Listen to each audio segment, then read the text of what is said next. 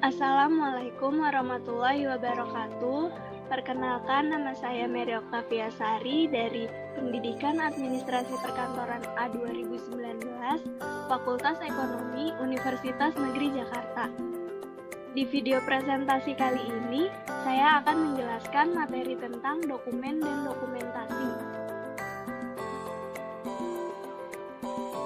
Berikut materi yang akan saya jelaskan. Yang pertama, pengertian dokumen. Kedua, pengertian dokumentasi. Ketiga, perbedaan dokumen dan dokumentasi. Keempat, jenis-jenis dokumen. Kelima, ruang lingkup dokumen. Dan yang terakhir, kegunaan, peranan, dan kegiatan dokumentasi. Yang pertama ada pengertian dokumen. Nah, menurut Kamus Besar Umum Bahasa Indonesia, dokumen adalah sesuatu yang tertulis atau tercetak yang dapat dipergunakan sebagai bukti atau keterangan. Sedangkan menurut Kamus Kepegawaian, dokumen adalah semua catatan tertulis baik tercetak maupun tidak tercetak. Selain itu, segala benda yang mempunyai keterangan-keterangan terpilih untuk dikumpulkan, disusun, disediakan, atau untuk disebarkan. Pengertian lain dari dokumen adalah, menurut Kamus Besar Bahasa Inggris Webster, dokumen adalah membuktikan dengan keterangan dan melengkapi dengan fakta-fakta. Selain itu, melengkapi keabsahan keterangan seperti surat keterangan, pernyataan, lampiran-lampiran seperti untuk melengkapi sebuah buku atau tesis.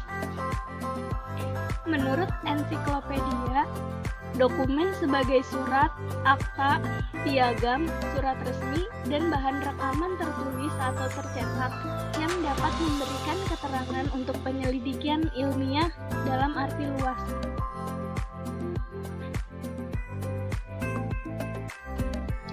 Nah, di sini ada contoh-contoh dokumen.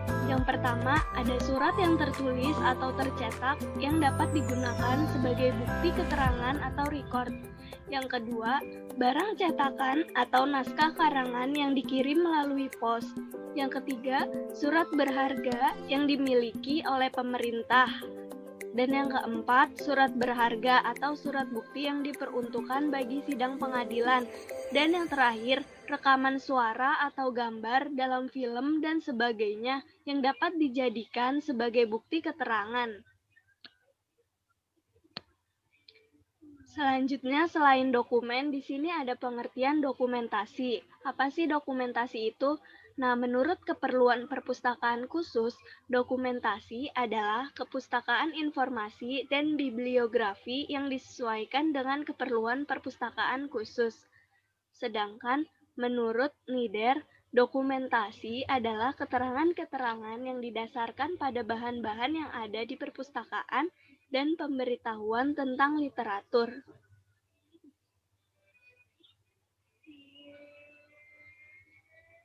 Selain itu, ada pengertian dokumentasi menurut FID, Federation International Documentation. Dokumentasi adalah pekerjaan pengumpulan, penyusunan, dan penyebarluasan dokumen dari segala macam jenis lapangan aktivitas manusia. Dan yang terakhir, menurut keperluan perpustakaan khusus, dokumentasi adalah kepustakaan informasi dan bibliografi yang disesuaikan dengan keperluan perpustakaan khusus.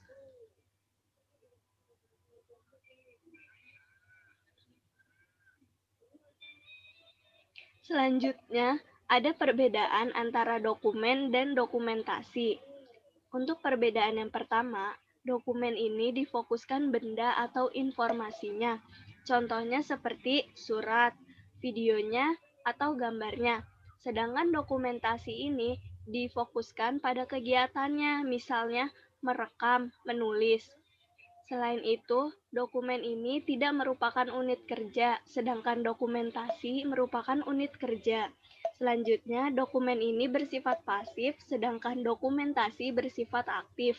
Selanjutnya, dokumen digunakan sebagai alat bukti, sedangkan dokumentasi mengolah dokumen baru.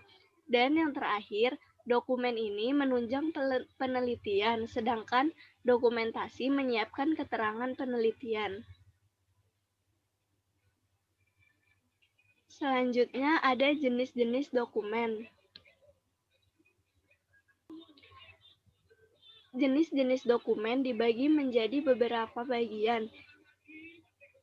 Yang pertama, jenis dokumen berdasarkan kepentingannya. Nah, dokumen berdasarkan kepentingannya dibagi menjadi 3, yaitu dokumen pribadi, dokumen niaga, dan dokumen pemerintah. Dokumen pribadi adalah dokumen yang menyangkut kepentingan perorangan, contohnya akte kelahiran, KTP, SIM, dan ijazah. Kemudian untuk dokumen niaga ini merupakan dokumen yang berkaitan dengan perniagaan atau transaksi jual beli. Contohnya seperti cek, nota, dan kwitansi. Sedangkan dokumen pemerintah adalah dokumen yang berisi tentang informasi ketatanegaraan suatu pemerintahan. Contohnya undang-undang, Kepres, dan peraturan presiden atau pemerintah.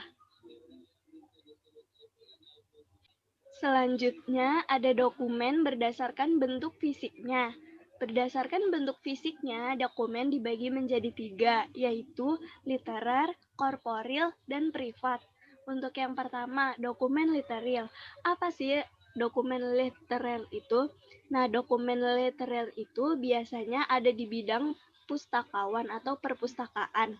Nah, di sini itu dokumen yang ada karena dicetak, ditulis, digambar, atau direkam. Contohnya itu seperti buku, majalah, film. Untuk yang kedua yaitu dokumen korporil. Nah, dokumen korporil ini biasanya ada di bidang permusiuman. Kenapa begitu? Karena dokumen ini berupa benda-benda bersejarah, contohnya seperti patung, fosil, dan uang kuno. Sedangkan yang ketiga yaitu dokumen privat. Dokumen privat ini biasanya ada di bidang kearsipan. Nah, dokumen yang berupa surat atau arsip, contohnya surat niaga, surat dinas, dan laporan.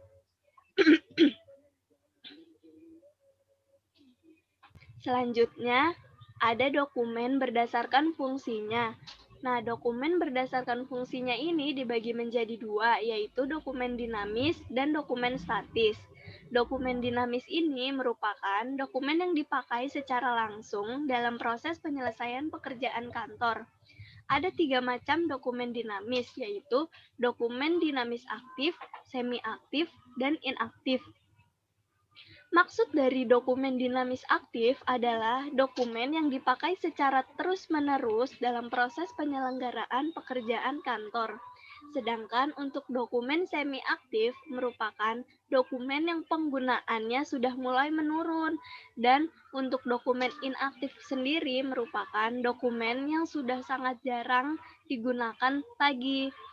Selanjutnya ada dokumen statis. Nah, kalau dokumen statis ini dokumen yang tidak secara langsung dipergunakan dalam pekerjaan kantor. Selanjutnya ada dokumen berdasarkan sifatnya. Di sini ada dokumen tekstual dan non-tekstual. Maksud dari tekstual sendiri di sini adalah dokumen yang menyajikan informasi dalam bentuk tertulis. Misalnya kayak majalah, buku, katalog, dan surat kabar. Sedangkan non-tekstual di sini merupakan dokumen yang berisi beberapa teks.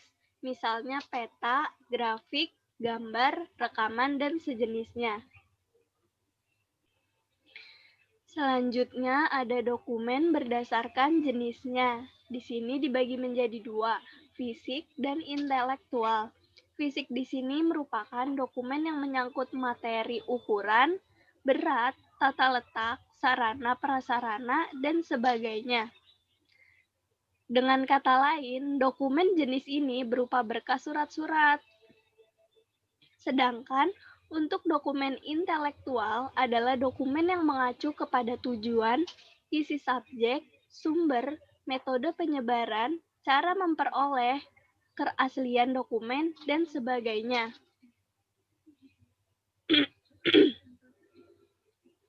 Selanjutnya ada peranan dokumentasi. di sini ada 5 peranan dokumentasi.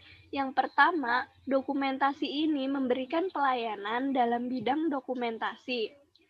Yang kedua, dokumentasi ini bisa menyelenggarakan konferensi atau seminar ilmiah. Yang ketiga, dokumentasi ini menerbitkan dan mengembangkan katalog perkembangan ilmu pengetahuan dari zaman ke zaman. Dan yang keempat, dengan adanya dokumentasi di sini bisa menerbitkan suatu jurnal publikasi dokumentasi. Dan yang terakhir, dengan adanya dokumentasi bisa mengembangkan sistem pengolahan dokumen. Selanjutnya ada kegiatan dokumentasi. Yang pertama yaitu mencari dan mengumpulkan dokumen. Nah, maksud dari mencari dan mengumpulkan dokumen ini bertujuan untuk memperoleh dokumen yang dapat dijadikan sebagai bahan dokumentasi, baik dokumen korporal, literal, maupun dokumen privat. Nah, mengumpulkan ini dapat dilakukan dengan cara menerima informasi, memberi informasi, tukar-menukar informasi, berlangganan, dan membeli dokumen. Yang kedua, yaitu mencatat dokumen ke dalam buku induk dokumen. Nah, dokumen yang telah dikumpulkan harus dicatat ke dalam buku induk dokumen. Di dalam buku induk dokumen ini sebaiknya terdiri dari kolom-kolom yang isinya sebagai berikut. Yang pertama itu ada nomor urut, ada tanggal pencatatannya, ada judul pengarangnya, kemudian ada kota tempat terbitnya, ada penerbit, ada tahun terbit, jumlah, dan cara perolehan dan keterangannya. Untuk kegiatan dokumentasi yang ketiga yaitu mengolah dokumen menjadi bahan dokumentasi. Nah, di sini dalam mengolah dokumen menjadi bahan dokumentasi memiliki langkah-langkah. Nah, langkah-langkahnya apa aja sih? Yang pertama itu, kita bisa memilih dokumen yang akan dijadikan sebagai bahan dokumentasi. Kemudian yang kedua ini kita bisa mengkaji, melengkapi, dan mempelajari isi dari dokumen tersebut. Selanjutnya, menetapkan dokumen yang sudah selesai sebagai bahan dokumentasi, kemudian menggolongkan ke dalam klarifikasi apa atau klarifikasi tertentu. Selanjutnya, menyebarluaskan dan menggandakan sesuai kebutuhan dokumentasi. Kemudian, kegiatan dokumentasi yang keempat yaitu mereproduksi dokumen. Maksud dari mereproduksi dokumen ini merupakan aktivitas menggandakan dokumen yang telah diolah sesuai dengan kebutuhan penggunanya. Hal ini misalnya ringkasan, terjemahan, abstrak, dan sebagainya. Selanjutnya yang kelima yaitu menyortir. Menyortir di sini artinya menyaring dokumen-dokumen tersebut yang pantas untuk dipublikasikan. Selanjutnya yang keenam menyampaikan dan menyebarluaskan dokumen. Nah, bagian dokumentasi ini harus dapat menyajikan informasi yang tepat sesuai dengan kebutuhan pemakainya. Oleh karena itu, tadi kegiatan sebelumnya disortir, selanjutnya disebarluaskan. Nah, pada penyebarluasan ini dapat dilakukan dengan dua cara, yaitu distribusi aktif dan distribusi pasif. Maksudnya ini, distribusi aktif itu dilakukan secara terus-menerus sebagai pekerjaan rutin, sedangkan pada distribusi pasif berdasarkan pada permintaan pihak yang memerlukan saja. Selanjutnya yang ketujuh ada menyimpan dan memelihara dokumen. Maksud dari menyimpan dan memelihara dokumen ini menjadi tanggung jawab beberapa pihak. Nah, dalam penyimpanan dokumen korporal, hal ini merupakan tanggung jawab bidang pemuseuman. Sedangkan pada dokumen literal, ini menjadi tanggung jawab bidang perpustakaan, sedangkan pada dokumen privat menjadi tanggung jawab bidang kearsipan. Nah, penyimpanan dokumen ini dapat Dilakukan dengan cara yang pertama itu bisa menyimpan fisik dokumen yang artinya wujud dokumen itu sendiri yang disimpan. Dan yang kedua, menyimpan informasi dokumen artinya disimpan hanya berupa isi atau keterangan dari dokumen tersebut.